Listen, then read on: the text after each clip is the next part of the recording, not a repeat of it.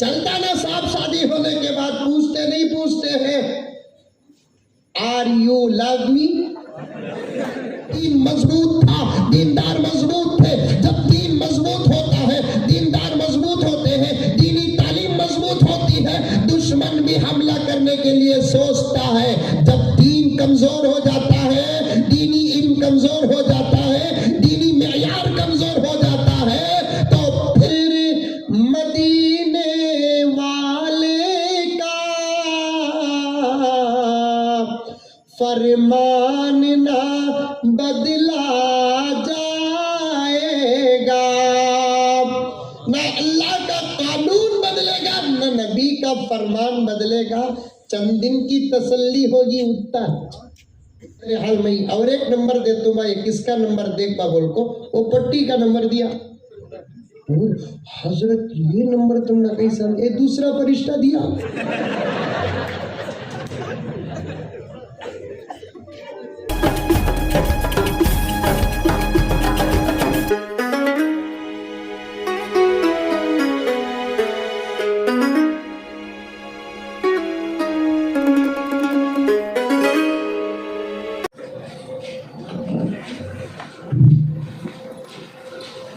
अस्सलामु अलैकुम रहमतुल्लाहि व बरकातुहू।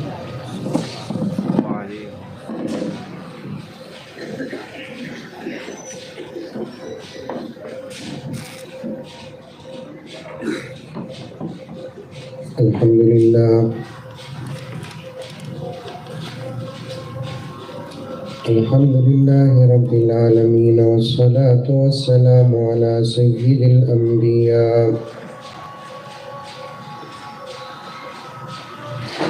अला सय्यिदिल अंबिया वल मुरसलीन मुहम्मद व अला आलिहि व अस्हाबिहि अजमाइन। अम्मा बअद फ़अऊज़ु बिल्लाहि मिनश शैतानिर रजीम। बिस्मिल्लाहिर रहमानिर रहीम।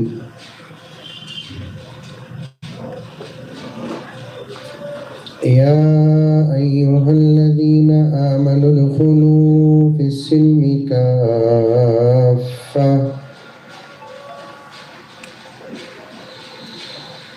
वला तत्तबिऊ ख़ुतुवातिश शैतान इन्नहु लकुम अदुव्वुम मुबीन।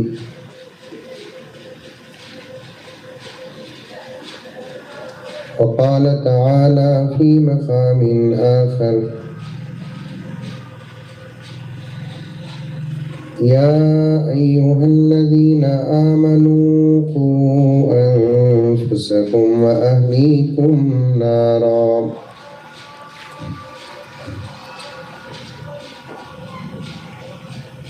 सदक़ल्लाहु मौलानल अज़ीम। अल्लाहुम्मा सल्लि अला सय्यिदिना नबिय्यिना मौलाना मुहम्मद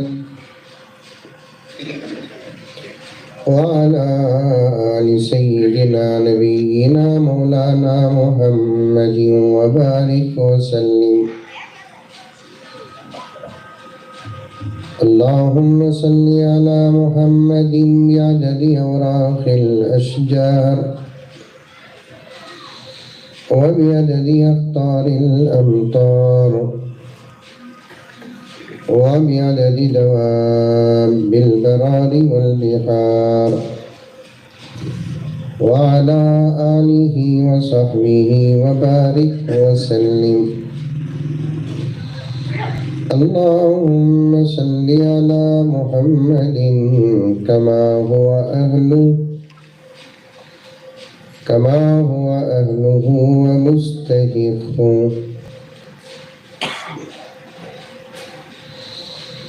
मुअज़्ज़ज़ सामीन किराम, पूरी मोहब्बत के साथ, शौक़ के साथ, उल्फत के साथ, प्यार के साथ, अदब के साथ, एहतराम के साथ, इखलास के साथ, दिल की गहराई से एक मरतबा दरूद शरीफ पढ़ लें।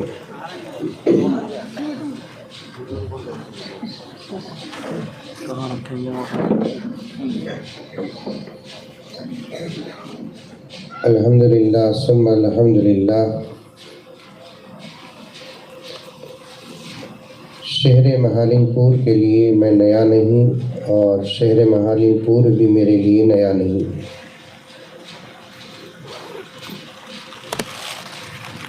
काफ़ी मर्तबा आपकी खिदमत में हाजिर होने का मुझे मौका मिला है।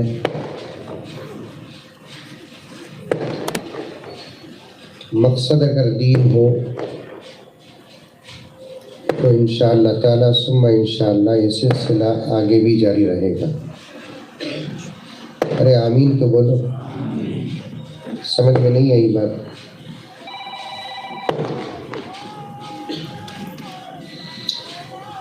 जब आना जाना ज़्यादा हो जाता है, ताल्लुकात पुराने हो जाते हैं, तो खुल कर बात करने का मौका मिलता है।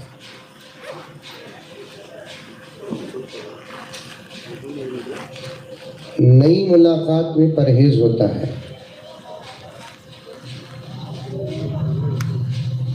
मिसाल दूं तो आपको बहुत अच्छा समझ में आ जाएगी बात।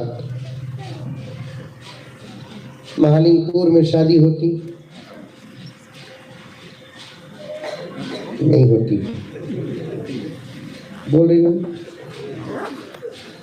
होती शादी? अरे बोलो भाई। तो मतलब ये हुआ कि जबरदस्ती शादी होती।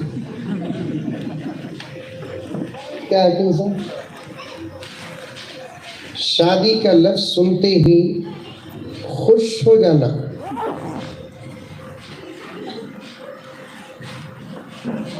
शादी को समझकर जो अल्लाह का बंदा शादी करता है उसे दुनिया ही में जन्नत का मजा मिल जाता है। समझे नहीं, शादी करे, दीवाना उठिया मलीदा कुटिया, तो फिर उसके बाद पूरी जिंदगी जहन्नम।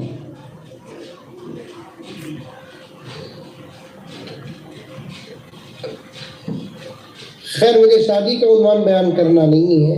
मैं अपनी खुली और साफ साफ बात को पेश करने से पहले मुकद्दमा बांध रहा हूं। शादी होती, नए मियाँ बीवी पहले दिन दूसरे दिन जिस एहतियात के साथ बात करते, वो शादीशुदा जिंदगियों को अच्छा तजुर्बा है। पहले और दूसरे और तीसरे या एक हफ्ता या 15 दिन घर की औरत का मुंह जो बंद रहता ना, पूरी जिंदगी अगर ऐसा बंद रहा तो फिर मेरे दोस्तों वो घर को जन्नतुल फिरदौस बोलते हैं।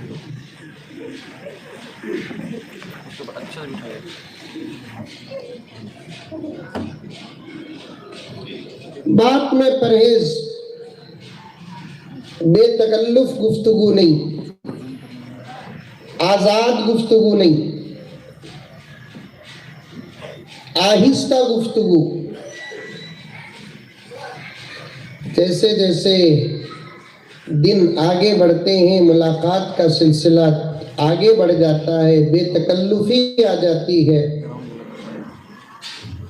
अब दोनों जब बात करना शुरू करते हैं तो एक दूसरे की बात को सुनकर एक दूसरे अल्लाह की पनाह चाहते हैं। अब दोनों जब बात करना शुरू करते हैं तो एक दूसरे की बात को सुनकर एक दूसरे अल्लाह की पनाह चाहते हैं। अब इतने बेतकल्लुफ क्यों हुए? बात इतनी खुलकर क्यों हो रही है?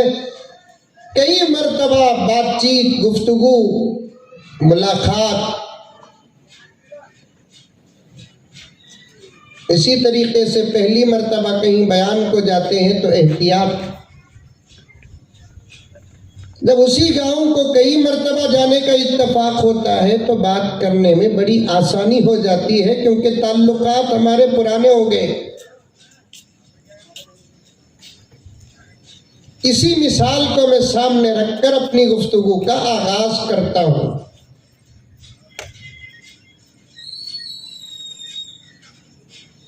आज का हमारा ये जलसा एक फाउंडेशन के इफ्तिताही तकरीब पर मुनक़िद है। आयशा इकरा मोमिन फाउंडेशन जो आपके इस शहर का एक नया है,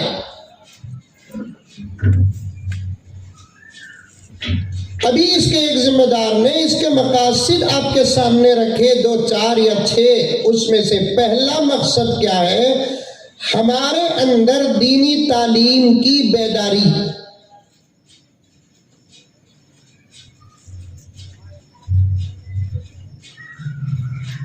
सुने नहीं सुने?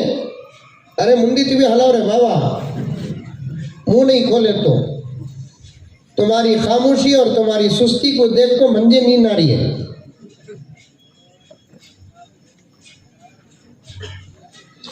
इस फाउंडेशन का पहला मकसद क्या है? हमारे और हमारे बच्चों के अंदर दीनी तालीम की बेदारी।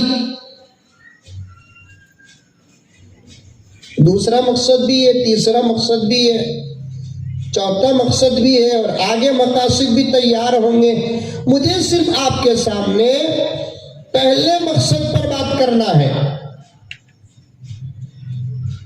जितने हजरात यहाँ बैठे हैं पूरी तवज्जो के साथ सुने और बड़े अदब के साथ हजरात उलमाए किराम से भी गुजारिश करता हूँ। मैं एक तालिबे इल्म सही, लेकिन हमारे अपने बड़ों की बातों को आजिज अपनी आवाज से पेश करना चाहता है कि इस फाउंडेशन का पहला मकसद क्या है?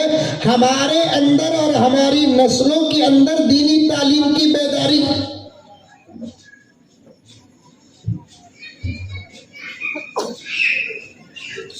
इसका मतलब क्या है?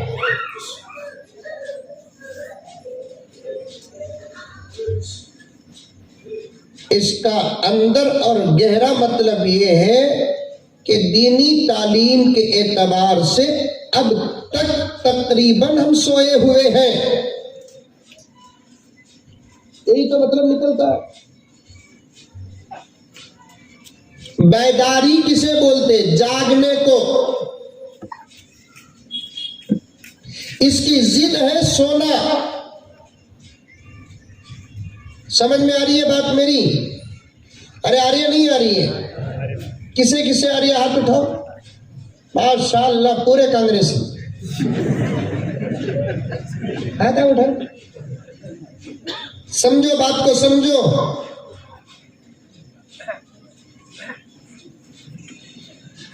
प्योर उर्दू में बेदारी किसे कहते हैं? जागने को।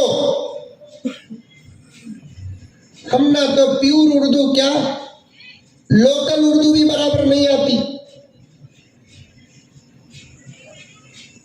वरना प्योर उर्दू में बात करे तो बोलने में भी इतना मजा, सुनने में भी इतना मजा, दिल चाहता है कि गुफ्तगू का सिलसिला जारी ही रहे। आप लखनऊ उस तरफ चले जाएं, वहां पर आपको प्योर उर्दू की गुफ्तगू सुनने में मिलेगी। सामने के दोस्त को पुकारा तो भी, मोहतरम जरा इस तरफ तवज्जो फरमाए। एक ऑटो चलाने वाला बात करता, यहाँ देख बार है। दो का नतीजा भी वो, दो का मफहूम भी वो।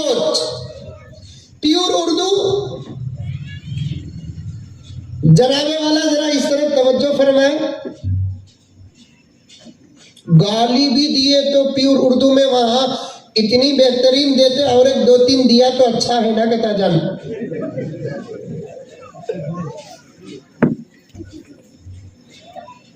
नखले कुफर कुफर न बाशद, लड़ाई का नहीं है, गाली का नहीं है। आज ओसे में गाली देना तो दूर की बात, आज इंसान मुसलमान मोहब्बत और खुशी में भी गाली देता है। दुश्मनों को गाली देना तो दूर की बात,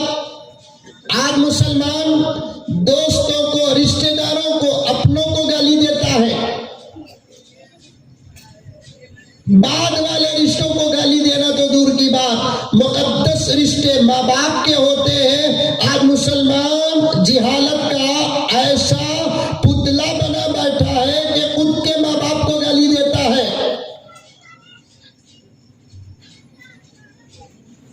एक घंटे 2 घंटे के शरीक को क्या गाली देना, पूरी जिंदगी के शरीक हयात अपनी बीवी को गाली देता है। और अजीब बात है कि बीवी शोहर को गाली देती है, माँ बाप बच्चों को गाली देते हैं, बच्चे माँ बाप को गाली देते हैं। वो इसलिए देते हैं कि गाली क्या बुरी चीज है और गाली देने का नुकसान क्या है आज उम्मत जानती नहीं। मेरे हाल ये कल उन्वान है, कभी आप उलमाए किराम से सुन ले। गाली गाली होती है, अदब के साथ गाली दो गाली है, गुस्से से गाली दो, बेअदबी से गाली दो गाली गाली है, प्योर उर्दू से गाली दो गाली गाली है, आप देहकानी उर्दू से गाली दो गाली गाली है।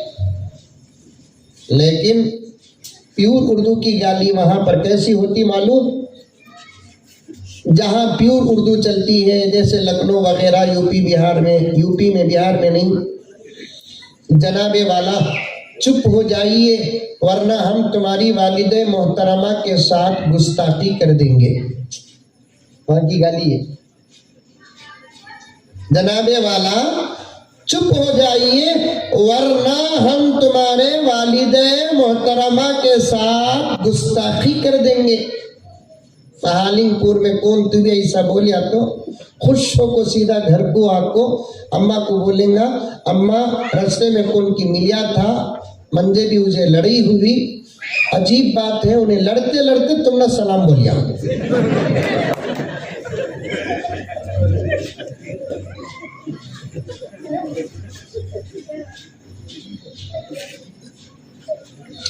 तेरी माँ बोलकर जो गाली देते हैं ना, उसको प्योर उर्दू में ये गाली देते हैं।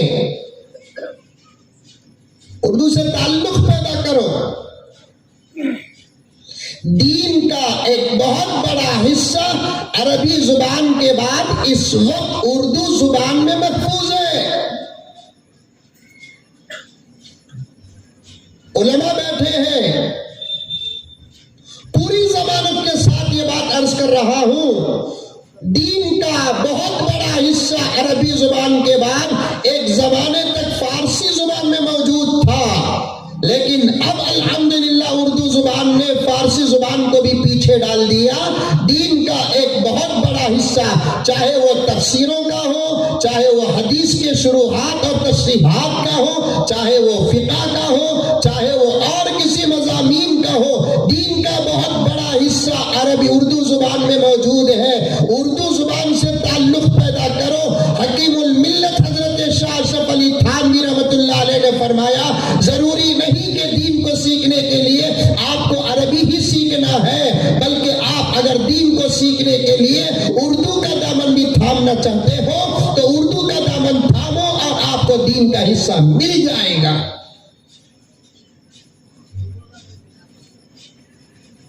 एक लफ्ज से ये बातें आ गई। बेदारी किसे कहते हैं? उर्दू में बेदारी कहते हैं जागने को।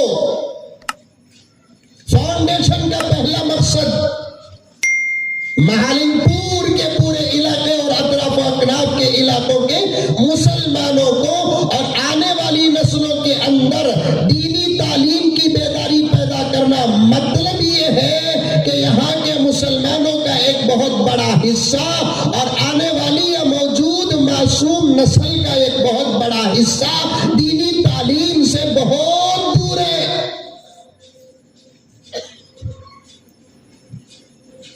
यही तो नतीजा निकलता है और सच भी यही है। तसल्ली के लिए एक बात अर्ज करता चलो कि सिर्फ महालिंगपुर और अतराफ अकनाफ का इलाका नहीं, आज सारी दुनिया में मुसलमानों का तकरीबन 80 से 90% हिस्सा और तबका दीनी तालीम से दूर है।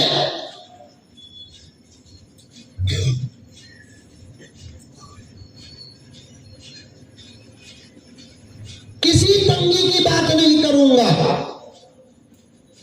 बड़े मसाजिद के जिम्मेदारान, मदारिस के जिम्मेदारान, दीगर इदारा जात के जिम्मेदारान, मालदारों, आम मुसलमानों, पर्दानशी खवातीन, नौजवानों, पूरी तवज्जो के साथ इस बात को सुनो। बड़ी गहराई में मैं लेकर जा रहा हूं, ओपन बात कर। अल्लाह करे कि इस हादिस का सादा सीधा अंदाज आपको समझ में आ जाए कि सिर्फ महालिंगपुर और अतराफो अकनाफ का हिस्सा नहीं, सारी दुनिया के अंदर जितने मुसलमान हैं उन तमाम मुसलमानों में 80 से 90% हिस्सा दीनी तालीम से तकरीबन दूर है।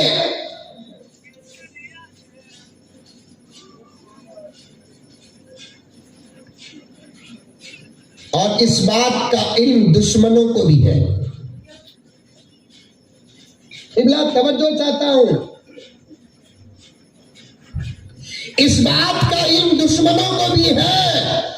इस वक्त का मुसलमान सिर्फ टोपी वाला मुसलमान है, जुमे वाला मुसलमान है, रमजान वाला मुसलमान है, ईद उल फितर वाला मुसलमान है, ईद उल अजहा वाला मुसलमान है, शादी में खुतबा निकाह वाला मुसलमान है। कोई है मालदार तो एक 10, 15, 20, 25 हजार रुपए ज़कात देने वाला मुसलमान है। लोगों को दिखाने के लिए, व्हाट्सएप करने के लिए, शोहरत पाने के लिए, अलहाज का लक़ब लेने के लिए हज करने वाला मुसलमान है। खोखला मुसलमान है, जाहिर का मुसलमान है। ये दुश्मनों को इस बात का इल्म है कि इस वक्त का मुसलमान और उस जमाने के मुसलमानों में इतना ही बड़ा फर्क था जितना बड़ा फर्क जमीन और आसमान के बीच में है। सहाबा के दौर के मुसलमान और इस दौर के मुसलमानों में जमीन और आसमान का फर्क है। ताबीईन के दौर के मुसलमानों में और इस दौर के मुसलमानों में जमीन आसमान का फर्क है। तबे ताबीईन के दौर के मुसलमानों में और इस दौर के मुसलमानों में जमीन आसमान का फर्क है। 500 साल के पहले के मुसलमानों में और इस दौर के मुसलमानों में जमीन आसमान का फर्क है। 1000 और 500 साल तो बहुत पीछे का अरसा हो गया। होश के नाखून लो मुसलमानों, होश के नाखून लो, पूरी तवज्जो के साथ सुनो। आज से 100 साल पहले के मुसलमानों में और इस दौर के मुसलमानों में जमीन आसमान का फर्क है। मुझे माफ कर दो, मैं पूरे दलील के साथ इस बात को अर्ज कर रहा हूं। 100 साल तो बहुत पीछे का दौर गुजर गया। 25 साल पहले के मुसलमान और आज के मुसलमान में जमीन आसमान का फर्क है। 25 और 50 साल के पहले के मुसलमानों को हम पुराने दौर के मुसलमान कहते हैं। उस दौर के मुसलमानों में जो दीन था, जो दीनदारी थी, जो कुरान था, जो अमल था, जो तकवा था, आज के मुसलमानों में वो दीन नहीं, वो तकवा नहीं, वो खुलूस नहीं, वो इल्म नहीं, वो अमल नहीं। आप अपने दादा और दादी, नाना और नानी और अपने रिश्तेदारों की खुद तारीख उठाकर पढ़ो। अबू हनीफा की तारीख, बाद में इमाम शाफिई की तारीख, बाद में इमाम मालिक की तारीख, बाद में बायजीद बुस्तामी की तारीख, बाद में सुफियान सौरी की तारीख, बाद में तुम अपने और हम अपने बड़ों की दादा दादी, परदादा परदादी, परनाना परनानी और आगे और पीछे लेफ्ट एंड राइट के रिश्तों को उठाकर देखो। उस जमाने में वो सादे सीधे मुसलमान रात के अंधेरों में जो तहज्जुद के पाबंद थे, आज के जमाने में तहज्जुद के पाबंद नहीं।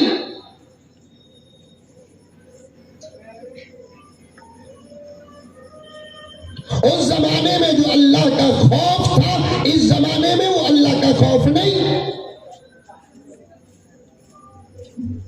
उस जमाने में नबी की सुन्नतों का जो लिहाज था, इस जमाने में नबी की सुन्नतों का वो लिहाज नहीं। गर्चे के उस जमाने के मुकाबले इस जमाने में मसाजिद ज्यादा, उस जमाने के मुकाबले इस जमाने में मदारिस ज्यादा, उस जमाने के मुकाबले इस जमाने में उलमा ज्यादा, खानखाहें ज्यादा। बावजूद इसके ये दौर इल्म की कमजोरी का भी दौर है, अमल की कमजोरी का भी दौर है। इसीलिए मैंने आपके सामने कहा कि इस इस वक्त सिर्फ महालिंगपुर और अतराफ व अकनाफ की बात नहीं, पूरी रियासत कर्नाटक का यही हाल है, पूरे मुल्क भारत और हिंदुस्तान का यही हाल है, सारे आलम के मुसलमानों का यही हाल है। 80 से 90% मुसलमान दीनी तालीम से बहुत दूर है, बहुत दूर है। कुरान समझना तो दूर की बात, कुरान नाजरा भी पढ़ना नहीं आता।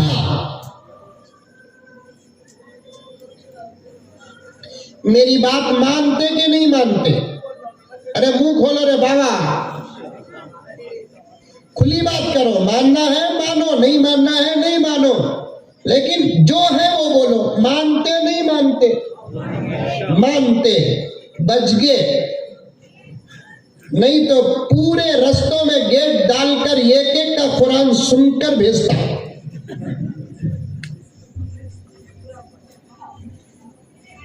मुहासबा, हासिबू क़ब्ल तुहासबू, हिसाब अल्लाह करने से पहले तुम खुद अपनी जिंदगी का हिसाब कर लो।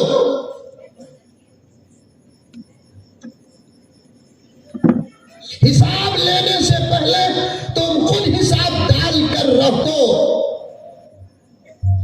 दुनियावी तालीम का दर्जा हमारे लिए दूसरा है, दीनी तालीम का दर्जा हमारे लिए पहला है। फाउंडेशन का पहला मकसद बात कर रहा हूं।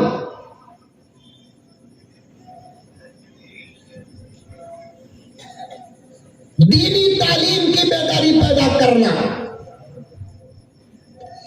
मैं फाउंडेशन को मुबारकबाद पेश करते हुए दुआ करता हूं, अल्लाह आपको खूब बरकतें अता फरमाए और आगे बढ़े।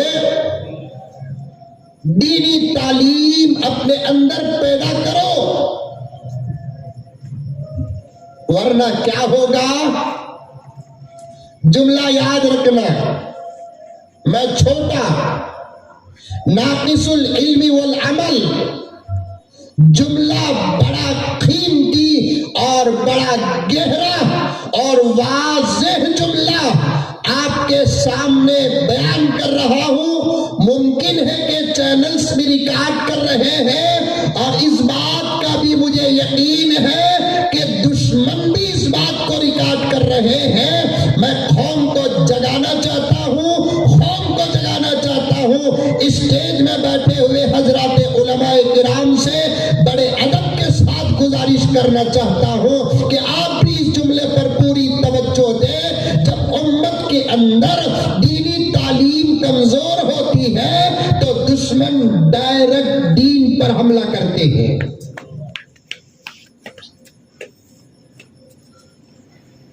क्यों अबू बकर के जमाने में दीन पर हमला नहीं हुआ? क्यों उमर के जमाने में दीन पर हमला नहीं हुआ? क्यों उस्मान के जमाने में दीन पर हमला नहीं हुआ? क्यों अली के जमाने में दीन पर हमला नहीं हुआ? अमीर माविया के जमाने में दीन पर हमला क्यों नहीं हुआ? हजरत अबू हनीफा के दौर में दीन पर हमला क्यों नहीं हुआ? इमाम शाफी के दौर में दीन पर हमला क्यों नहीं हुआ? हजरत मालिक के दौर में दीन पर हमला क्यों नहीं हुआ? बायजीद बुस्तामी के दौर में दीन पर हमला क्यों नहीं हुआ? और आते उतरते जाओ, नाम तो अल्हम्दुलिल्लाह मुझे 150 तो अल्लाह के फजल से याद है, मैं गिनता जाऊं तो वक्त यहीं पर शामिल हो जाएगा, दाखिल हो जाएगा। कासिम नानोतवी के दौर में दीन पर ऐसे हमले क्यों नहीं हुए? रशीद अहमद गंगोही के दौर में दीन पर ऐसे हमले क्यों नहीं हुए? हजरत अशरफ अली थानवी के दौर में दीन पर ऐसे हमले क्यों नहीं हुए? इसलिए कि दीन मजबूत था, दीनदार मजबूत थे। जब दीन मजबूत होता है, दीनदार मजबूत होते हैं, दीनी तालीम मजबूत होती है, दुश्मन भी हमला करने के लिए सोचता है। जब दीन कमजोर हो जाता है, दीनी इल्म कमजोर हो जाता है, दीनी मेयार कमजोर हो जाता है, तो फिर इस दौर के अबू जहल फिर जिंदा हो जाते हैं, अबू लहब जिंदा हो जाते हैं, उतबा व शैबा जिंदा हो जाते हैं और दीन पर भी हमला करते हैं, दीन पर भी हमला करते हैं, दीनदारों पर भी हमला करते हैं। आज सारी दुनिया में और खुसूसन हमारे मुल्क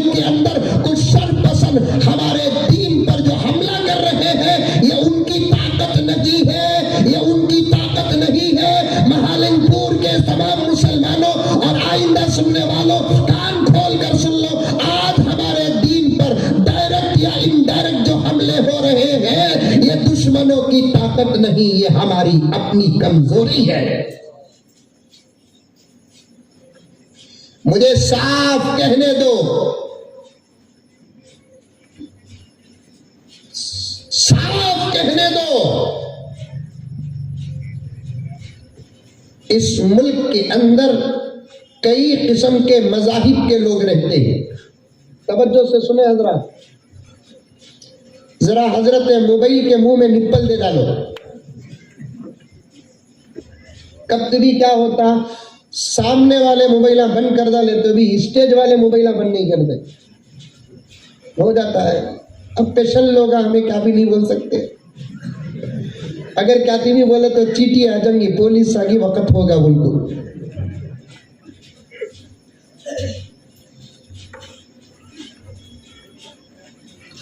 हमारे मुल्क की एक शान है, तवज्जो से सुनना, अमल करेंगे सुनकर।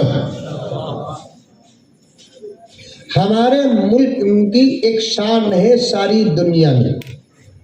सारी दुनिया में तकरीबन 180 या 190 ममालिक है। हजरत वो मालूम नहीं कि हजरत तुम ना बोलकर कौन सी भी घुघू पूछा तो मैं बोलूंगा बुखारी में नहीं है बाबू घुघू।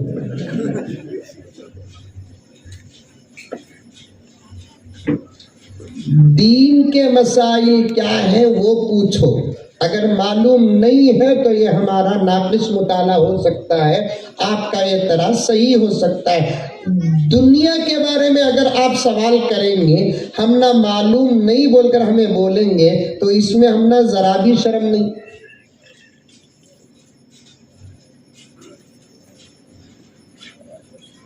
दुनिया में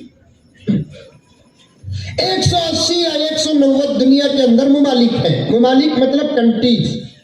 जरा थोड़ी बहुत इंग्लिश आती, 2-3 10-15 वर्ड सा आते, समझ में मत वो पेश कर डाल दो ताकि मैं भी एजुकेटेड बोल को मालूम हो जान दो।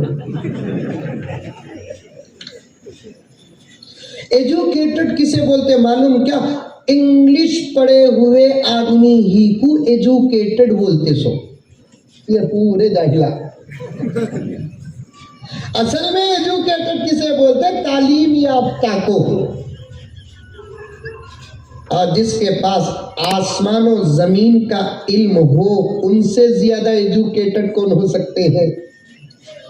बोलो सुभान अल्लाह। तू भी बोलो रे बाबा, नहीं तो इन्ना लिल्लत बोल डालो, परवा नहीं चलता ना। इधर से आवाज ना उधर से आवाज।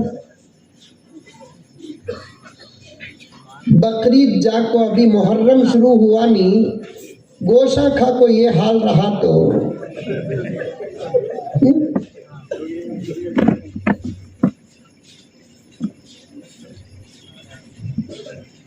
जिनके पास दुनिया और आसमान और आखिरत का इल्म है, उनसे ज्यादा एजुकेटेड कौन होते हैं?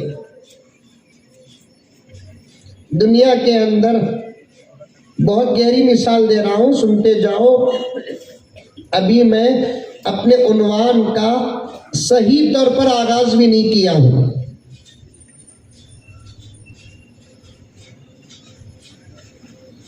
दुनिया के अंदर 180 या 190 कंट्री है। उसमें से अल्लाह का करम और एहसान है कि एक शान ऐसी हमारे मुल्क भारत को हासिल है जो दुनिया के किसी भी मुल्क को वो शान हासिल नहीं है। क्या?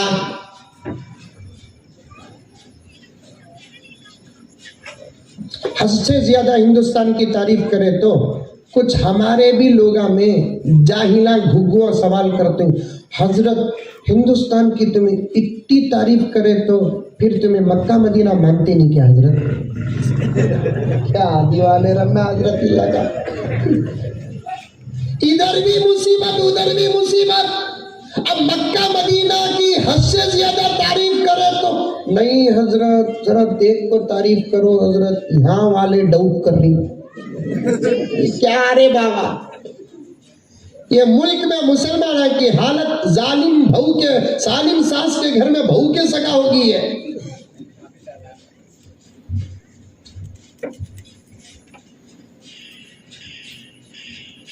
नहीं भी उन्हें हमें उनको भी मोहब्बत करते हैं, उन मुल्कों को भी मोहब्बत करते हैं, इस मुल्क को भी। वो कैसा हजरत एक साथ दो तीन को मोहब्बत करते? शादी कर को देख, होती देख मोहब्बत।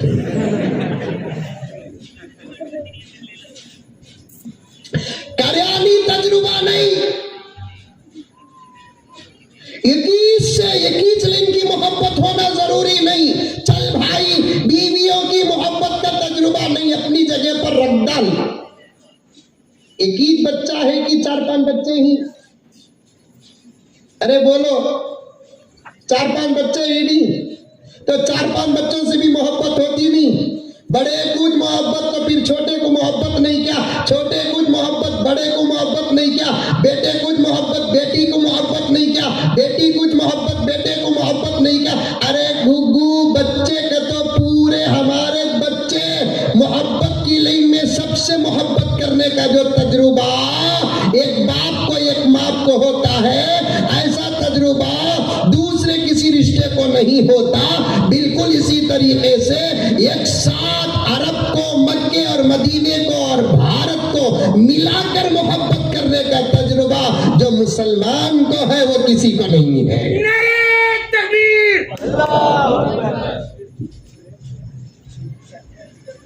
लोग पूछते हैं वो कैसा हजरत, तो मैं जवाब देता हूं, मक्का मदीना हमारा ईमान है, भारत हमारी जान है। मक्का मदीना हमारा ईमान है, भारत हमारी जान है।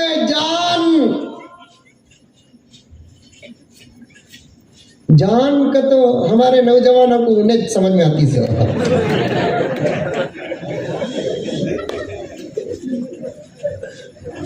क्या बोला, मैं सब भी पूछता बोलता सो आई लव यू जान का तो जान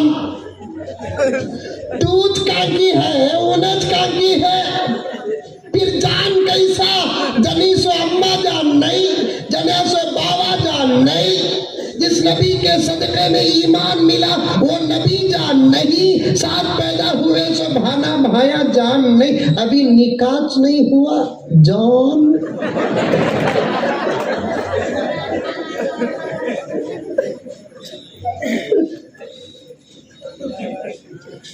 कम से कम निकात भी हो जाता तो तब मालूम होता जान की वबाले जान।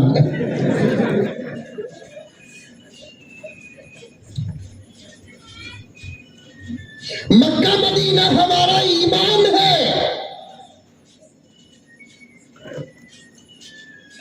भारत हमारी जान है। हमारे पास जहां मक्के मदीने की फजीलतों का अंबार है,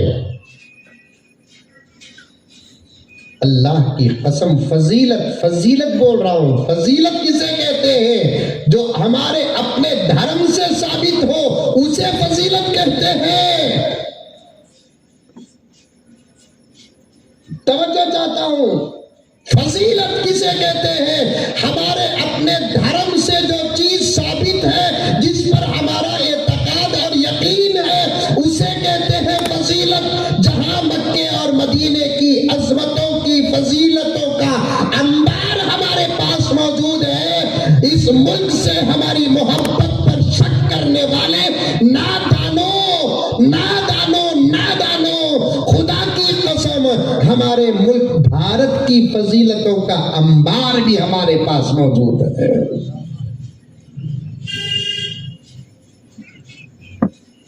इस मुल्क के लिए हमने जान कुर्बान की, इज्जतें कुर्बान की, औलाद कुर्बान किए, घर बार कुर्बान किए, हमारे अपने मुकद्दस ओहदे, इमामत व किताबत, दर्स व तदरीस कुर्बान किए, बेहतरीन फिक्र खानकाहों का निजाम फिक्र कुर्बान किए।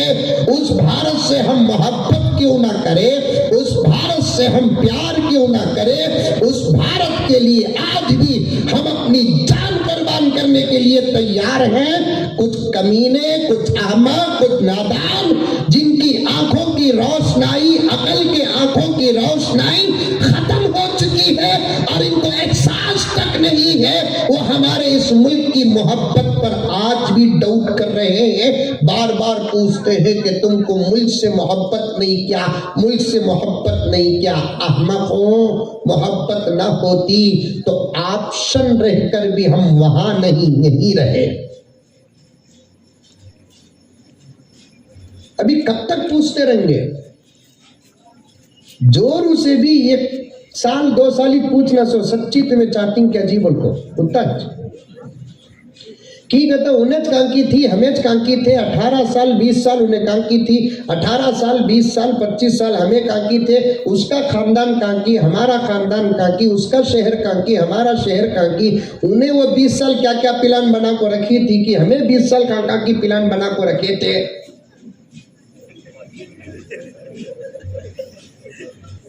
बाद में काका की कर को बड़े लोग पकड़ को घाटी डाल को रखता नहीं। पूछना पड़ता सही चाहते कि तुम्हें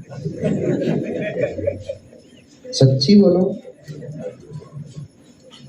वो कब तक पूछना आज के जमाने में पूछना। अब उन्हें बोलती 1 महीना सच्ची जी तुम ना जी चाहते सो सही में देखो अजीब ख्वाब पड़ते थे तुम्हारे शकल देखती थी क्या।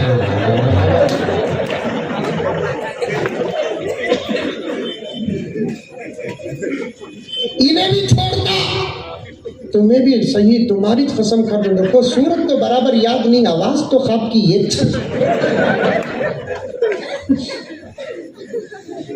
चलता ना। साहब शादी होने के बाद पूछते हैं आर यू लव मी? पूछते नहीं? Definitely I love you. पूछते 1 महीना 2 महीने 6 महीने साल 2 साल उत्तर।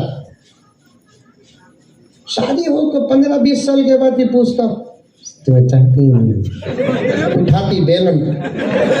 अरे घुकू 4 बच्चे जंदा लिया फिर भी पूछ रहा है।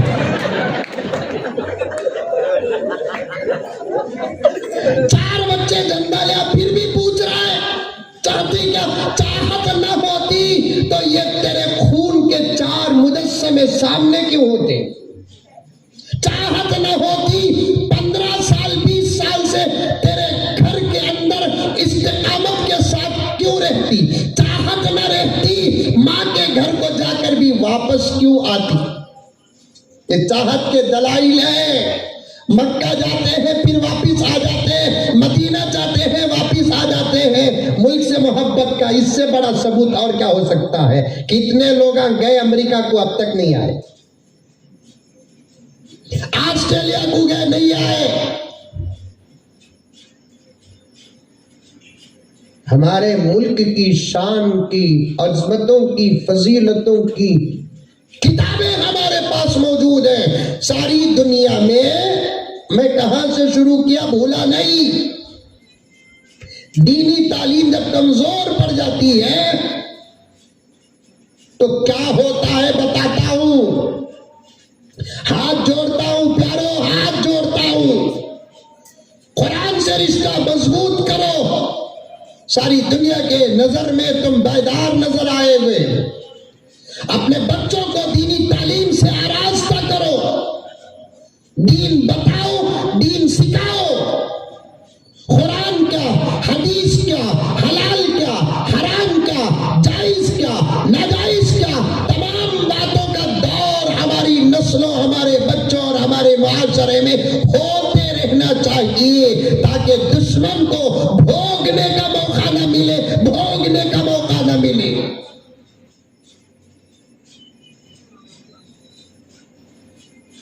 जरा वक्त दो, इंशाअल्लाह मैं बता दूंगा आपको।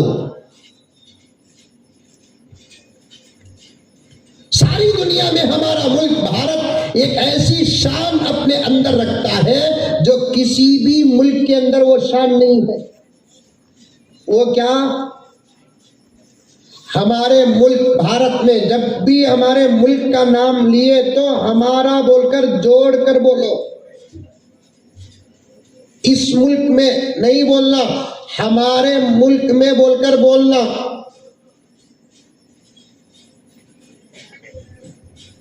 क्या बोलना? हमारे मुल्क में बोलना। ज्यादा चालियां करे तो हमारे मुल्क में बोलना।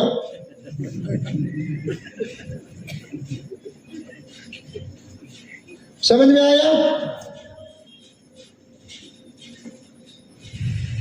हमारे मुल्क में बोलना।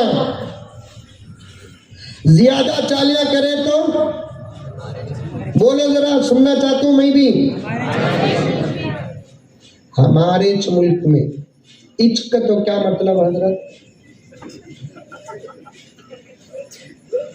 ये बहुत माने वाला लफ्ज है। ये ही को हमें टूटी फूटी उर्दू में इच बना डाले सो, असल में ही वो।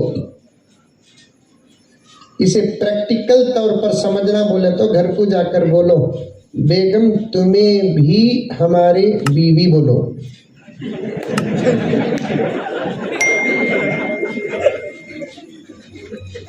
मक्के में उतने तवाफा नहीं होंगे जितने घर में होंगे।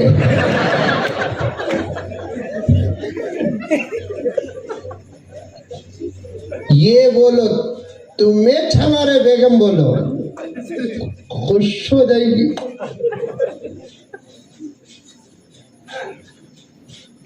मोहब्बत के अंदर शक्ति का माना पाया जाता है।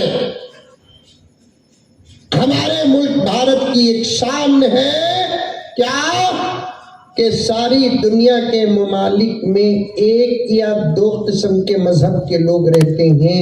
हमारे मुल्क में सौ किस्म के मजाहिब के लोग रहते हैं, फिर भी मोहब्बत के साथ जीते हैं और मुल्क सलामत है। बोलो सुभान अल्लाह, बोलो। वो शहरी में कैसा उठते हैं कि तुम लगा मालूम नहीं बाबू। रमजान आता, मालिकपुर में रमजान आता, कैसे कैसे जुमले आपको भी बेवा बैठे सकत बैठेंगे। वो बोले आसो शहरी में कैसा उठते कि मालूम नहीं। जगले को रखो जगना मुश्किल है ना, सोले को रहे तो जगेंगे कैसे? जागो जागो जागो, जाग जाए मुसलमान सवेरा हुआ। क्या भी नहीं बोल रही? क्या तू भी नहीं बोले? सुबह तक एक पढ़ने को रहते हकीम साहब आफ्टर फजर बेंगलोर। जाग जाए मुसलमान सवेरा हुआ। इनका नाम फर्जे किफाया।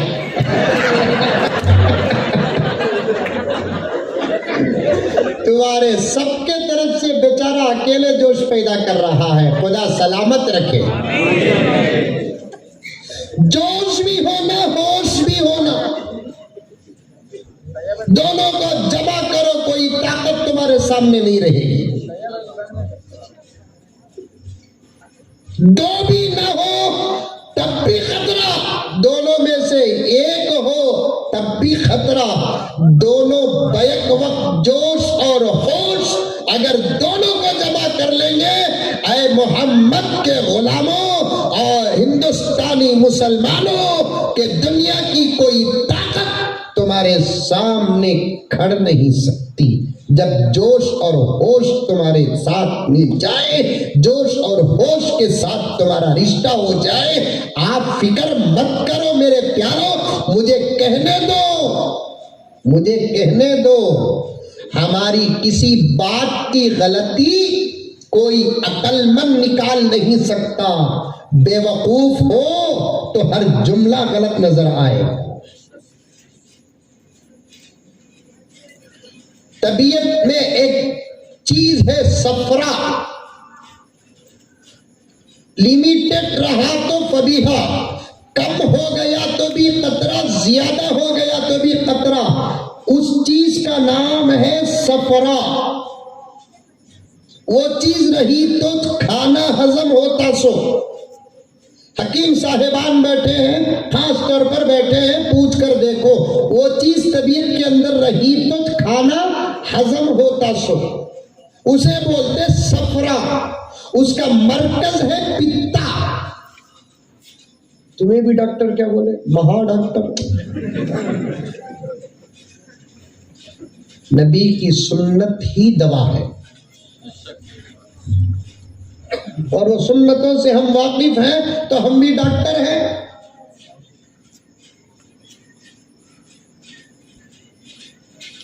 एक साहब बोले, हजरत पेट बढ़ता जा रहा है, क्या करना हजरत?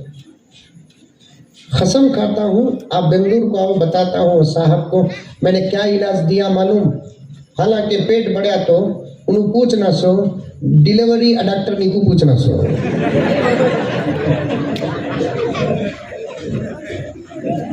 What is this problem for me? मंजी ये प्रॉब्लम कहीं कुछ शुरू हो गया। रोज बरोज 3 महीने 4 महीने का दिख रहा ना, बोल को उन्हें जाना था मैटरनिटी अस्पताल को जाना था। आए मेरे पास पेट बड़ा हो रहा है हजरत, झुकने नहीं हो रहा है हजरत, बोलकर अल्लाह अकबर। आज भी नबी की सुन्नतों में वही असर है जो असर नबी की हयात में नबी की सुन्नतों में था।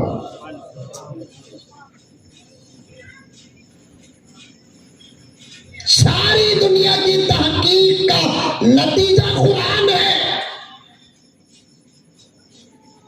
सारी दुनिया की तहकीक का इब्तिदा कुरान है।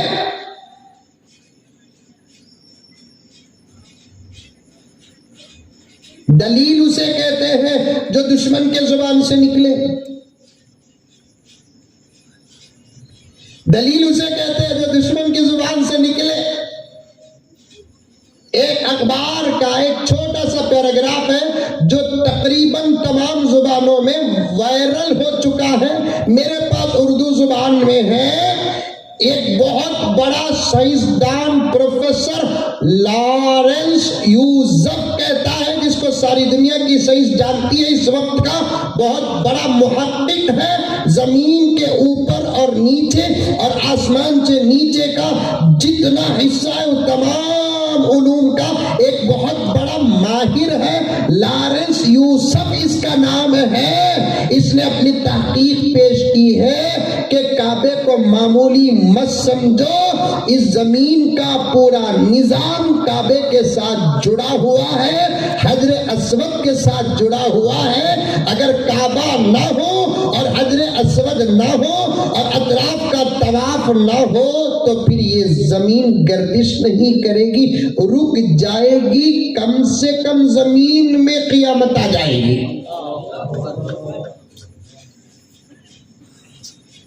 अब मौलाना मुफस्सिर साहब बोले, दारुल उलूम देवबंद से कोई एक पर्चा निकल जाए, नदवतुल उलमा से एक पर्चा निकल जाए तो फिर लोग करेंगे तुम्हारा काबा है, बात तुम्हारी है, मोहब्बत तुम्हारी है, नजर तुम्हारी है, इश्क तुम्हारा है। अब पकड़ना है तो लॉरेंस यूसुफ साहब को पकड़ो कि तुम्हारा तो मुकद्दस मकाम कोई और है, तुम्हारा आस्था कोई और है, तुम्हारा मजहब कोई और है, और सारी दुनिया में तुम्हारा एक रहबर होता है जिसको तुम पोप कहते हो।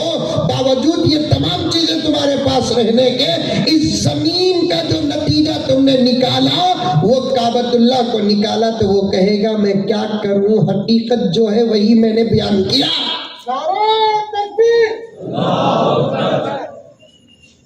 सारी दुनिया की जो साइंस है वो कुरान है।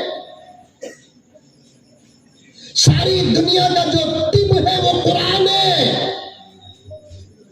सारी दुनिया का जो लाभ है वो कुरान है। सारी दुनिया की जो अकल है वो कुरान है।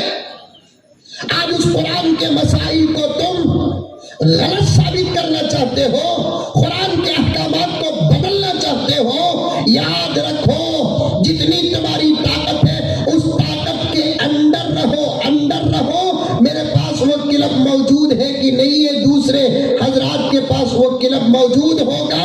अपनी ताकत का इस्तेमाल करो। मैं हुकूमत के कुर्सियों में बैठने वाले नाअहल लोगों से कहना चाहता हूं कि तुम अपनी ताकत और पावर का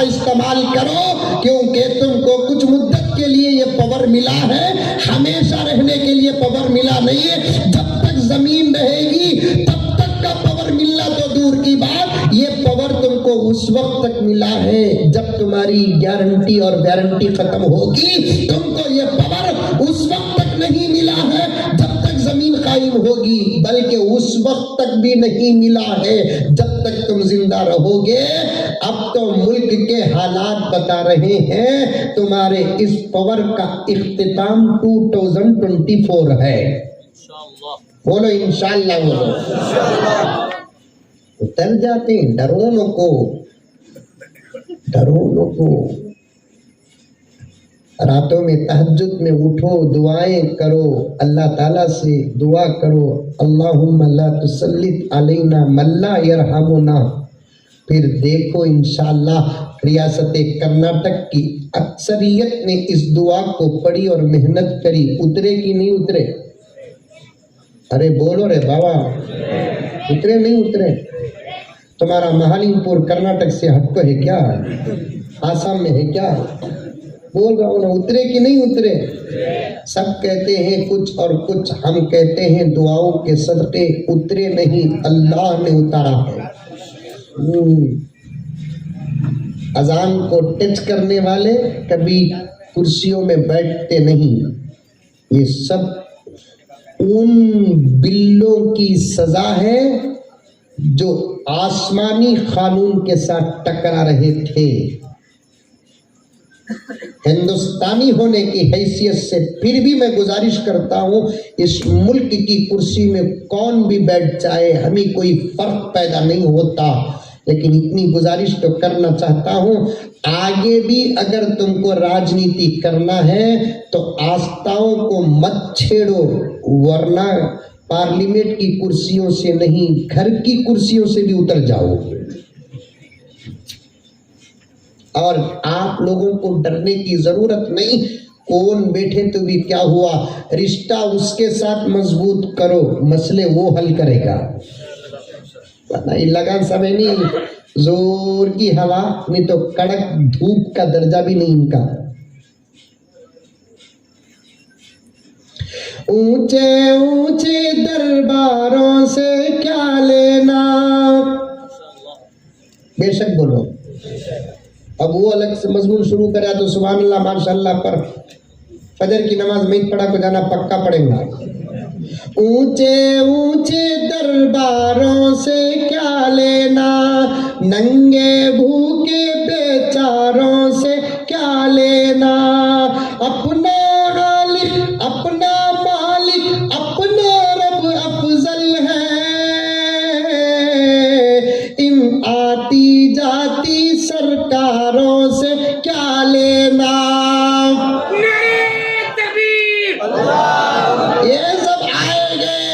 ये जमीन और आसमान ने अच्छे अच्छे फिरौनों को देखा है, नतीजा गर्क निकला है। इस जमीन और आसमान ने अच्छे अच्छे नमरूदों को देखा है, मामला एक मच्छर से हल हुआ है। इस जमीन और आसमान, चांदो सूरज, दिन और रात और सुबह शाम की गर्दिश ने अच्छे अच्छे अबू जहलों को देखा है, लेकिन मामला अंजाम तक पहुंचा 11-12 साल के बच्चों से। चुपके नहीं है तकरीरा। 4 साल पहले आए थे बाबा मुजम्मिल साहब को, अब आए ही ना, जवानी छीन क्या बुढ़े हो गए देखने आए क्या?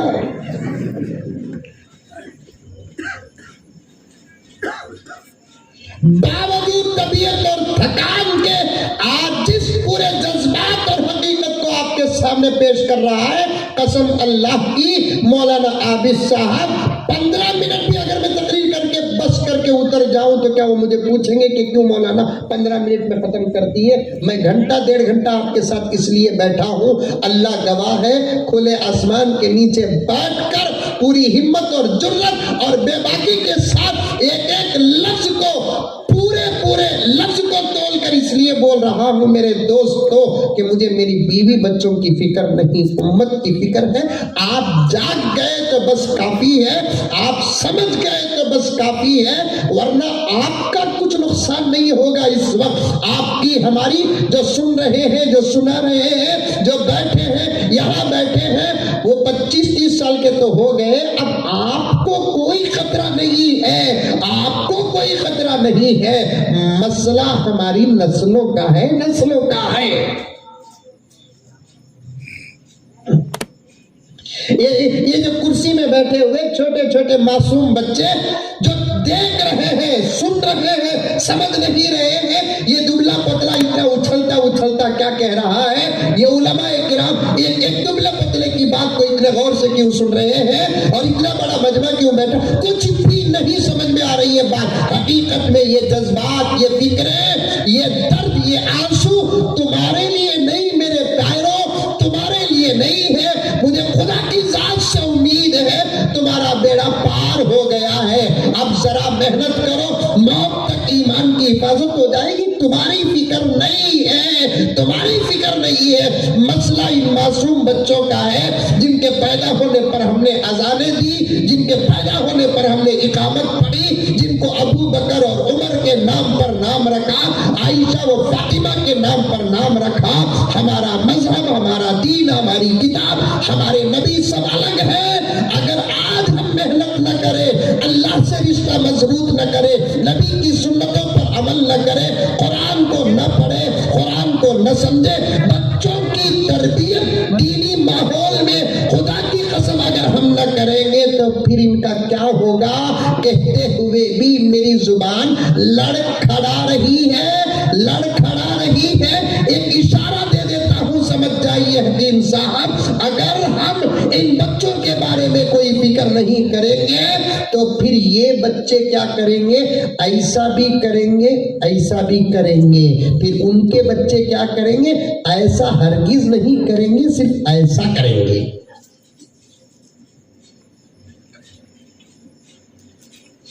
आई बात समझ में? अरे आई नहीं आई?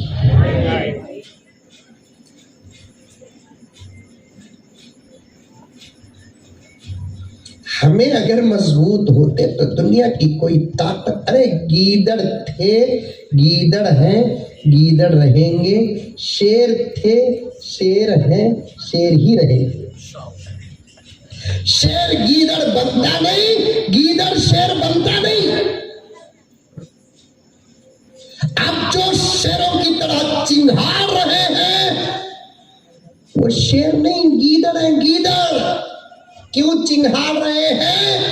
शेर की आवाज की नकल क्यों निकाल रहे हैं? उनके सामने इस वक्त टीपू सुल्तान जैसा कोई शेर नहीं है, हुसैन अहमद मदनी जैसा कोई शेर नहीं है, कासिम नानोतवी जैसा कोई शेर नहीं है, रशीद अहमद गंगोही जैसा कोई शेर नहीं है, हिफ्जुर रहमान सिवहारी जैसा कोई शेर नहीं है।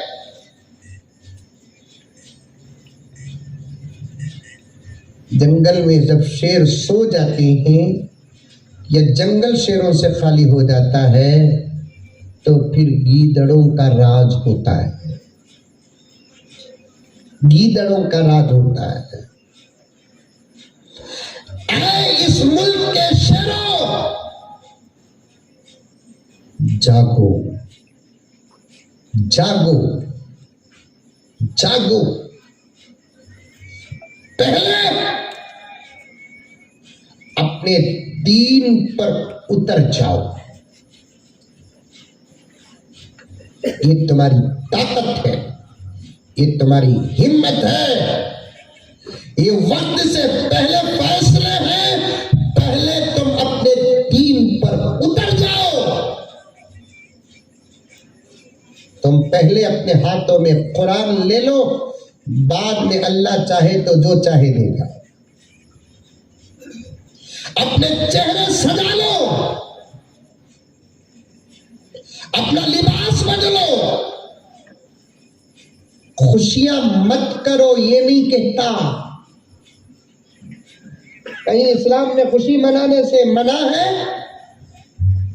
उलमा व मुफ्तियान बैठे हैं, कहीं इस्लाम ने खुशी मनाने से मना किया? बल्कि खुशी मनाना है तो मनाना ही है।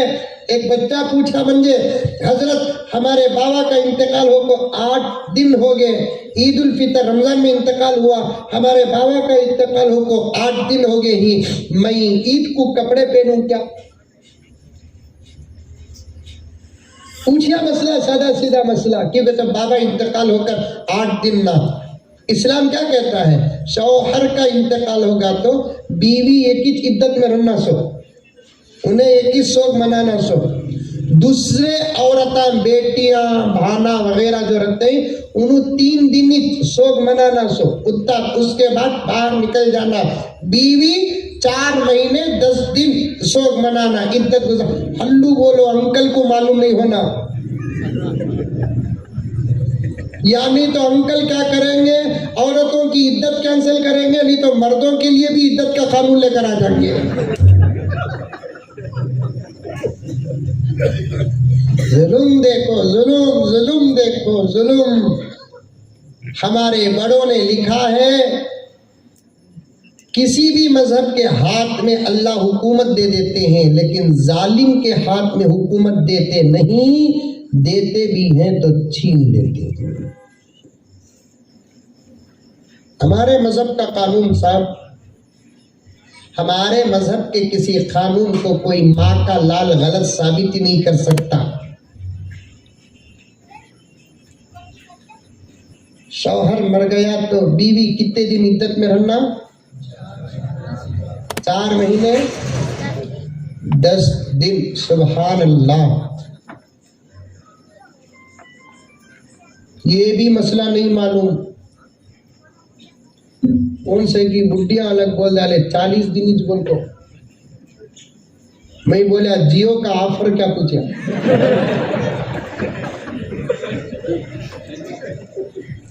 और एक बात भी सही था मौलाना, ये बुढ़िया से दिन को बड़ा नुकसान पहुंचा है। महालीपुर में बुढ़िया ही, अल्लाह अल्लाह अल्लाह मुझे हिफाजत से बेंगलुरु पहुंचा।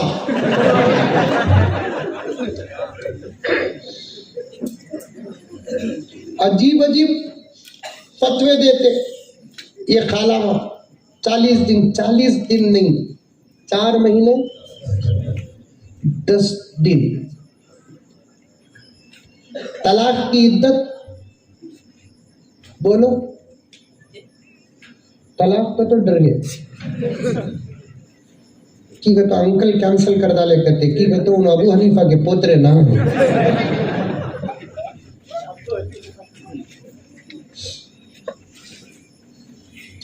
क्या बिल्ला बना लो, सब बदल सकता है, लेकिन हमारा मजहब का कानून कभी नहीं बदलेगा।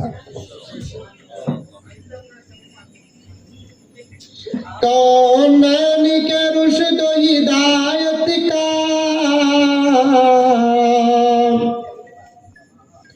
सामान ना बदला जाएगा। दुनिया तो बदल सकती है मगर कुरान ना बदला जाएगा।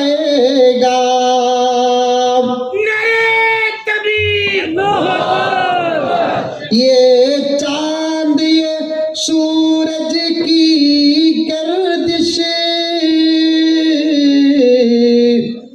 मुमकिन है बदल जाए, लेकिन ताहश्र मदीने वाले का फरमान ना बदला जाएगा। ना अल्लाह का कानून बदलेगा, ना नबी का फरमान बदलेगा। चंद दिन की तसल्ली होगी उतना। हाँ, एक बात पॉइंट की बताता हूं, सुनो। 10-15 मिनट में बात खत्म कर देता हूं। अधूरी बात मेरी, काम ही जाता हूं तो यही होता है। इस्लाम का कोई कानून अकल के खिलाफ नहीं, तबीयत के खिलाफ नहीं। अच्छा, बस या तो समझने की कोशिश करो, अगर समझ में नहीं आया तो छोड़ डालो, अमल करो। आई बात समझ में? समझ में नहीं आया बोलकर छोड़ो नको। दुकान को जाते ही कपड़ा की क्या की देखते ही, समझ में आया तो लेते ही, समझ में नहीं आया तो छोड़ते ही। लेकिन ये मसला ऐसा नहीं, शरीयत का कानून है, समझने की कोशिश करो, क्योंकि शरीयत का कोई कानून अकल के खिलाफ नहीं है। समझ में आ गया फबीहा, समझ में नहीं आया तो अमल को छोड़ो नको। तुम्हारे मेरे ना समझने की वजह से अमल गलत नहीं, हमारा दिमाग वहां तक पहुंचा नहीं। आज भी कई मसाइल हम लोगों को अब तक समझ में नहीं आए, लेकिन ये कानून बनाने वाला अल्लाह ताला, इसलिए हमें ज्यादा समझने की कोशिश नहीं करे।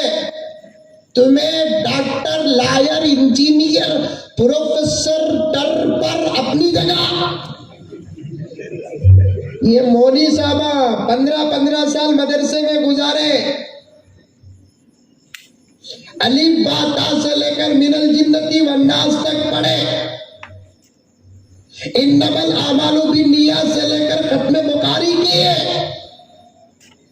पूरा हिदाया पढ़े, रद पढ़े, दुर पढ़े, बदाई पढ़े, फुला पढ़े, लेकिन फिर भी कुछ मसाइल ऐसे हैं जो समझ से बाहर है। क्यों? इसलिए कि अल्लाह का हुक्म है, राज अंदर अल्लाह ताला जानता है। मिसाल बोल तू, सुनो एक मसला, वुजू मालूम? वुजू, अरे मालूम वुजू? वजू नहीं, वो वुजू। वुजू करते नहीं करते? मालिकपुर में करते नहीं करते? कितने मर्तबा करते? सच्ची बोलो, अंकल का असर नहीं पड़ना, सही बोलना। कितने मर्तबा करते हैं? 5 मर्तबा, कम से कम 5 मर्तबा तो करना। 6 मर्तबा करो, तहज्जुद को उठे तो, खाना खाते वक्त भी करो, सोते वक्त भी करो। वजू में रहो, टूट गया तो वजू करो। वजू एक चीज है, बड़ी इबादत और फजीलत है। कभी मौलाना को बोलो, तफसील बयान करेंगे। वो एक मर्तबा कर लिए तो कभी आधा घंटा, कभी 1 घंटा, कभी 2 घंटे रखता नहीं, उसके बाद एक वक्त तो टूटता। एक नौजवान हमारी मस्जिद में नमाज पढ़ता था, मैं बैत के बारे में 7-8 जुम्मा बयान कराया ताकि अल्लाह वालों से हमारे नौजवानों की निस्बत हो जाए। मैं बोले अल्लाह वालों के साथ बैठो भी, दिल जिंदा होता, फला होता उनको। वो नौजवान वैसा 1-2-3 जुम्मे नहीं आया, उसके बाद फिर आया। मैं उसे पूछा, क्या जी तुम्हें नहीं थे? नहीं थे हजरत, तुम्हें बोले ना अल्लाह वालों को दोस्ती करो, बोल को मैदा को एक अल्लाह वाले से बैत कर लिया। कौन जी? उनको बहुत बड़े हजरत, उन्होंने क्या बोलूं उनके बारे में? अरे कौन, जरा एड्रेस बोलो, उनके सिफात बयान करो। तो उन्हें बोलिया, हजरत हमारे जो पीर साहब ही ना हजरत, उन इतने बड़े ही 40 साल से अब तक उनका वजू टूटे नहीं हजरत।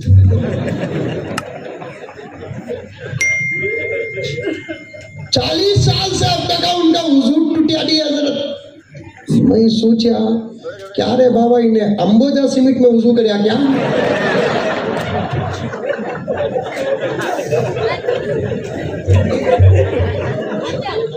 इतना ज्यादा 40 साल से वजू टूटिया नहीं। पानी से वजू करोगे तो इन्हों अंबोजा सीमेंट से वजू करे, तब भी समझा इन्हें गलत जगह अटक गया। वजू करे तो टूटता नहीं टूटता? टूटता 1 घंटा, 2 घंटे, 3 घंटे, 4 घंटे, 5 घंटे, जैसी ताकत रहती वैसे। तबीयत जैसी रहती वैसे। चलो भाई वुजू कर लिया, मिसाल समझा तो खुदा करे कि दूर तक समझ जाए। तुम्हारे दीन को तुम्हें समझो, हमारे दीन को हमें समझे, तुम्हारे का तो तुम्हें नहीं। मैं जहां बोलना चाह रहा हूँ वहां, तुम्हारे दीन को तुम्हें समझो, हमारे दीन को हमें समझते हैं। आज तक हमने एतराज नहीं किया, आज तक तुम्हारे दीन के किसी काम को हमने एतराज नहीं किया। भाई दीन का काम है, हमें बाहर के अज्ञानी समझ में नहीं आता, अंदर कोई ना कोई राज होगा। तुम्हें हम ना छेड़ो लोगो, हमें तुम ना नहीं छेड़ते। उतनी बात, लकुम दीनुकुम वलिय दीन, तुमको तुम्हारा दीन, हमको हमारा दीन है। हमारे दीन को तुम्हें समझने की कोशिश करेंगे तो समझ में आएगा दीन। शर्त यह है कि वहां बैठकर नहीं, उदकुलू फिस्सिल्मी काफा में आ जाना। तेंदुलकर आउट होगा तो बमड़ा मार देंगे, विराट कोहली बोल्ड होगा तो आउट होगा, वहां खड़। मालूम होता खेलना कितना मुश्किल है। बोलको देखना और खेलना जमीन आसमान का फर्क है। जब खेल में देखने और खेलने में फर्क है, धर्म देखने उतरने में भी फर्क है। अंदर उतरो, हर दीन का मसला समझ में आ जाएगा। अब वुजू कर लिए, दो हाथा, कुल्ली, नाक में पानी, चेहरा, दो हाथा कोहनियों समेत, सर का मसा, कान का मसा, गर्दन का मसा, दो पावा, इसे इतना वुजू बोलते सो। अरे इसे इतना भी वुजू बोलते सो महालिमपुर में, हाँ नहीं और क्या भी एक्स्ट्रा फिटिंग है की। अच्छा भाई चांस अगर वुजू टूटिया, वुजू टूटता सो कैसा, खून निकल गा, वुजू टूट गा, उशू कर डाले वुजू टूट गा, अग्गू कर डाले वुजू टूट गा, बम ब्लास्ट होगा।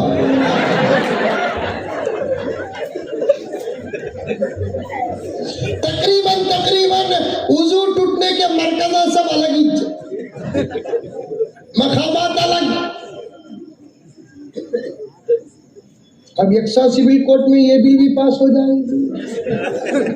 भाई बहनों, वुजू जहां से टूटता है वही जगह धोई जाए, दूसरे आज़ा न धोई जाए।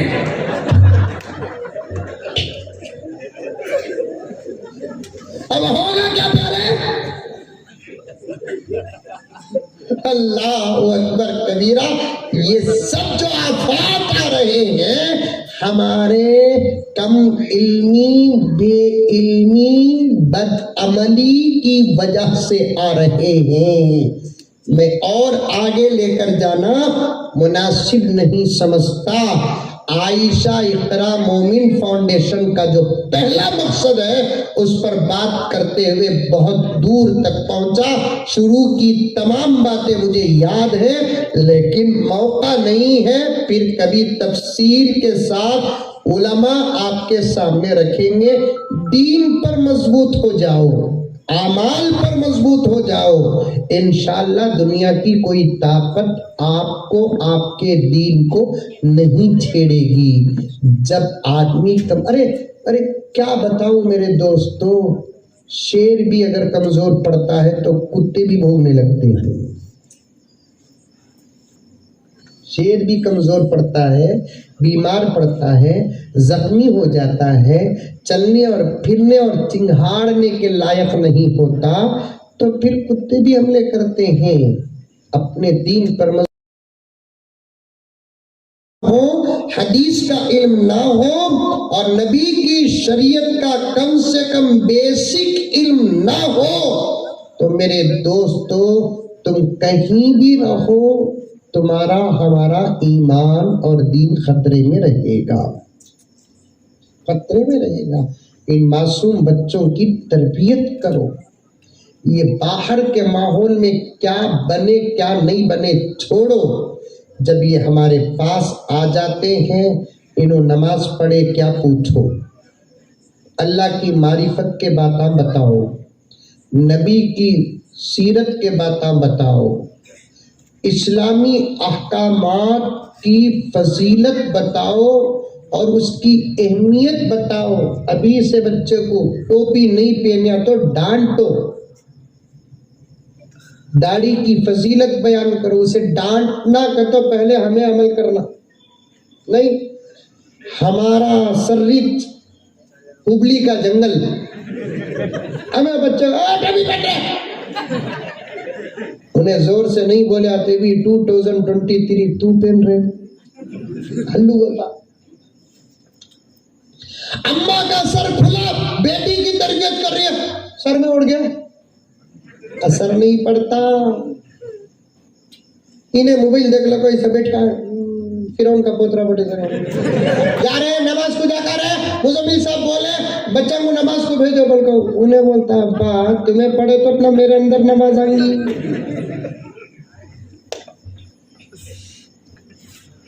मुफस्सिरीन किराम फरमाते हैं जिस आयत का जुज मैंने पढ़ा या अय्युहल्लज़ीना आमनू क़ू अनफुसकुम, उसकी तफसीर में आता है बच्चों की तरबियत करने का पहला काम क्या है, खुद तरबियत याफ्ता हो जाओ। तुम्हें करने की भी जरूरत नहीं, तुम्हें देखते देखते बच्चा तरबियत याफ्ता हो जाएगा। इतने मुसलमान यहाँ और उलमा बैठे हुए हैं, इनके अंदर नमाज कहाँ से आई? इनके माँ बाप की नमाज का सदका इनके अंदर नमाज आई। दाढ़ी कैसे आई? बाबा को देखे देखे अब्बा के चेहरे में दाढ़ी, मेरे दादा के चेहरे में दाढ़ी दाढ़ी। पर्दा कैसे आया? एक बच्ची कहने लगी हजरत फला छोकरा मुझे छेड़ता हजरत। मैंने आजमाने के लिए कहा बहुत पीछे पड़ा है ना। नहीं हजरत हमारे अम्मा नहीं करे सो काम मैं कैसे कर सकती हूँ। क्या जवाब था मालूम? मैंने जुमे में उसके लिए दुआ की, मैं आजमाया उसे, हमारे छोकरे का ही ना। समझ में आई बात है? अपने आप को आमिर खान समझ जाते समझ में आई बात। हमारी छोकरी को अगर कोई दूसरे कौम का देखा तो गुस्सा आ जाता। हमें भी नहीं देखना हमारी छोकरी को। हमारे निगाहों में कंट्रोल आया तो हमारी कौम की लड़कियों पर बुरे लोगों की नजर नहीं पड़ेगी। ये कहां की इजाजत है कि दूसरे ना देखें और हम देखें? छेड़ते हमें लड़कियों को, छेड़ते हमारे नौजवान भी छेड़ते। मोबाइल के रिचार्ज के दुकान में जाको, एक तो अल्लाह ताला एक एतबार से क्या कहते हैं फोन पे का भला करे, अब तो रिचार्ज उसमें से छो जा रहा है सो, वरना जाको दुकान में रिचार्ज करना पड़ता था। वो दुकान वाले के पास ये पड़ता जाको बोल आपको गई ना उसका नंबर दे। अब उसके बाद इन्हें लगा दल को, बराबर लगा दल को, हेलो कौन? तुम्हें रिजवा ना? नहीं ना, माफ करना रंग नंबर रख डालिया। अब उन्हें डाउट में पड़ जाती मेरा नंबर इससे रंग नंबर, वो भी बराबर नंबर में कैसा लग गया। फिर करता क्या भी समझो ना को गलती होगी मेरी। नहीं नहीं परवाह नहीं करो, तुम्हें क्या भी नहीं, ऐसे गलतियां से मंदान तक पहुंचते सो।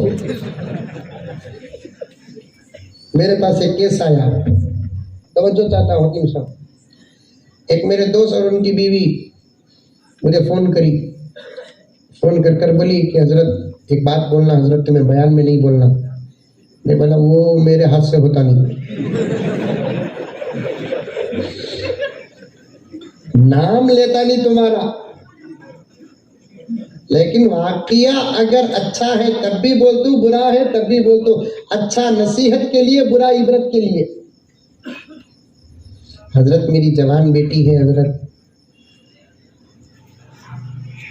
लेकिन हमें 3-4 दिन से परेशानी है हजरत की भाई।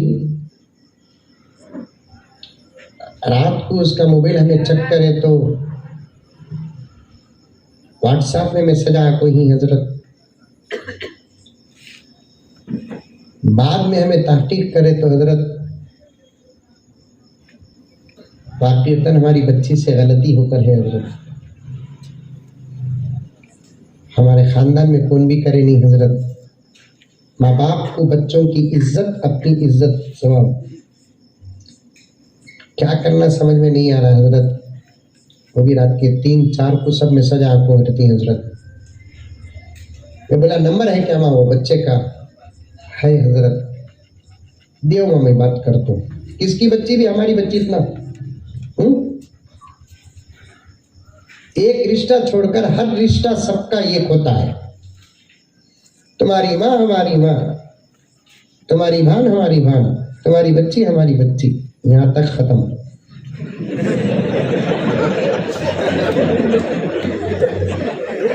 उधर बोला तो एक रिश्ता छोड़कर हर रिश्ता सबका एक ही। मुसलमान तो मुसलमान, हम हमारे हिंदू भाई की माँ को भी हमारी अपनी माँ ही समझते हैं।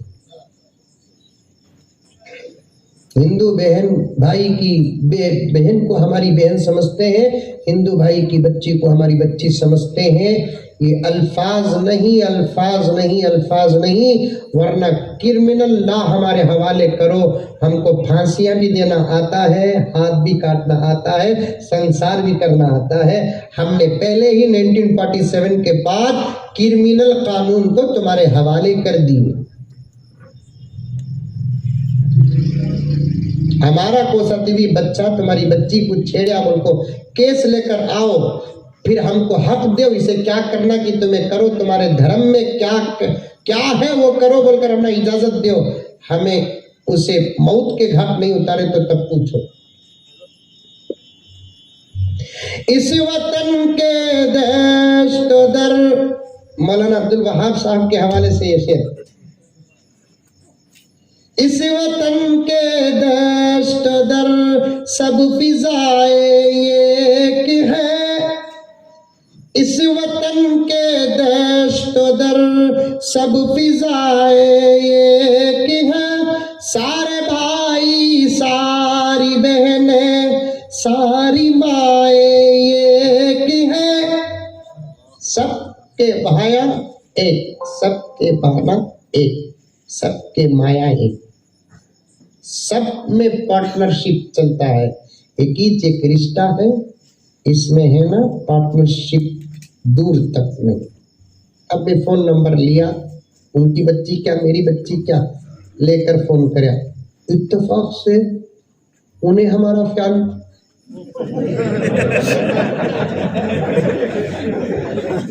ये फ्याना से एशिया से भी बड़ा नुकसान पहुंचा।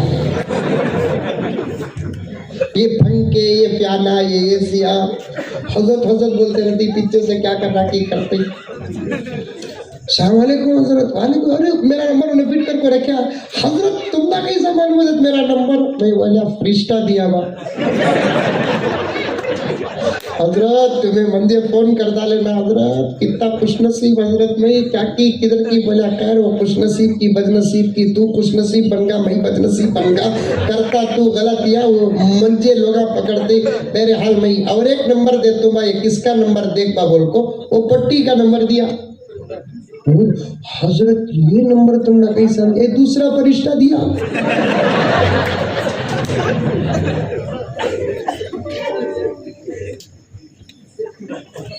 बाद में उसे समझाते समझाते पूछा, कई पूजी किसकी की बच्ची पूजा को तुम्हें 3-4 बजे सब फोन करते हैं, सो तो पठा बोल रहा है हजरत डाउट करो ना को, हजरत तहज्जुद को उठा तो सुन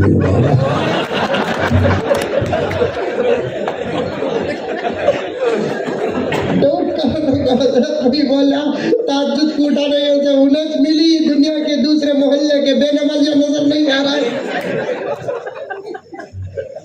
हमें अपनी निगाहें पाक रखना पड़ेगा, हमारी अपनी जुबान को साफ रखना पड़ेगा, हमारी अपनी इज्जतों की हिफाजत करना पड़ेगा।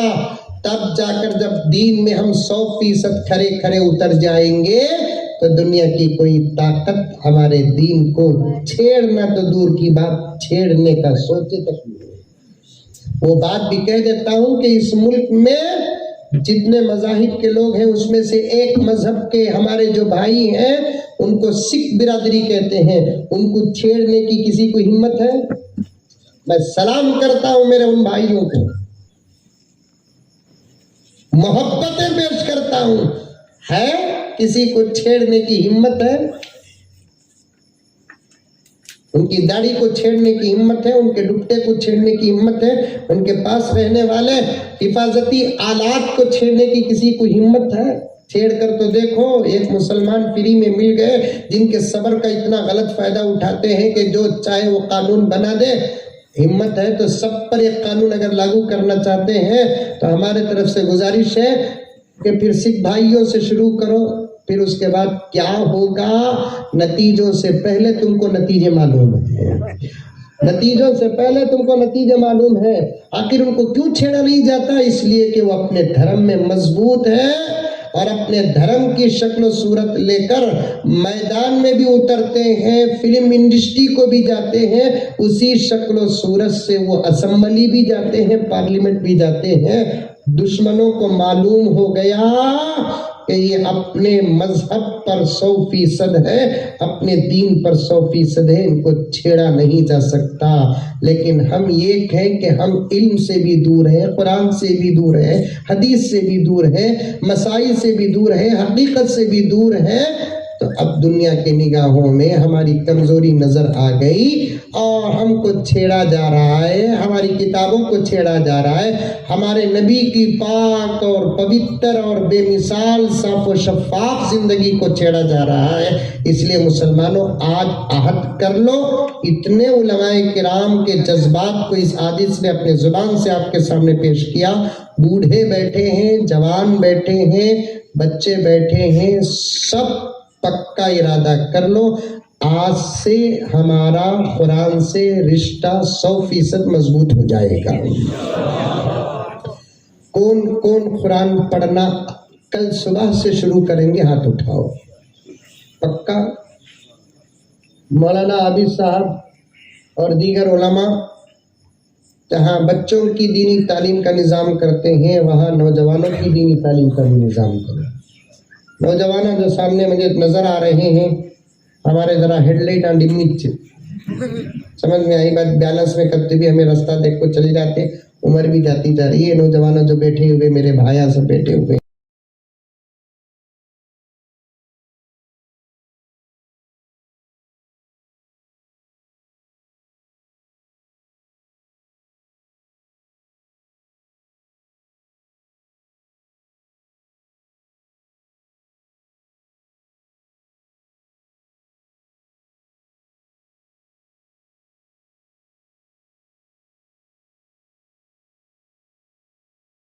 बुलाना चाहता है हाथ उठाओ। माशाअल्लाह, इतने दावत आई मेरे अकाउंट में। मैं खुद अपना जाती खर्च करके आऊंगा इंशाअल्लाह, अगर आप कुरान खत्म करेंगे इंशाअल्लाह ताला। बस पढ़ो, कुरान पढ़ो, अपने बच्चों को कुरान पढ़ाओ, दीन सीखो, अपने बच्चों को दीन सिखाओ, घर के अंदर दीनी माहौल पैदा करो। इंशाअल्लाह अल्लाह की मदद कल भी थी, आज भी है, आइंदा भी रहेगी। अल्लाह खुद फरमाते हैं, इन तंसुरुल्लाह यंसुरकुम व युसब्बित अक़दामकुम, तुम मेरी बातों पर अमल करो, तुम्हारी मदद भी मैं करूंगा, तुमको दुश्मनों के मुकाबले में मजबूत भी मैं ही करूंगा। अल्लाह मुझे और आपको सबको 100% अमल करने की तौफीक अता फरमाए। आमीन सुम्मा आमीन व आखिर दावाना अनिल हम्दुलिल्लाहि रब्बिल आलमीन। एक ऐलान सुनिए कि साथी हमेशा मेरे साथ सफ़र में रहते हैं। इस वक्त की दुनिया के सबसे बड़े औलिया में से एक वली हज़रत मौलाना पीर जुल्फ़िकार अहमद साहब नक्शबंदी मुजद्दिदी दामत बरकातुहुम, जो मेरे भी शेख हैं और कसीर उलमाए किराम के शेख हैं। हज़रत की एक बेहतरीन किताब है, घर जन्नत कैसे बने। इस किताब में शौहर के क्या हुकूक हैं, बीवी के क्या हुकूक हैं, बच्चों की तरबियत कैसे रहना करना, घर में कैसे रहना, कुरान हदीस की रोशनी में, वाक़ियात की रोशनी में हजरत ने बेहतरीन बातों को नकल किया है। बहुत कम किताबें हैं, आप में से जो खरीदना चाहते हैं शौक़ से खरीदें, पढ़ें, अमल करें। अल्लाह सबको अमल की तौफीक अता फरमाए। अस्सलामु अलैकुम व रहमतुल्लाहि व बरकातुहू।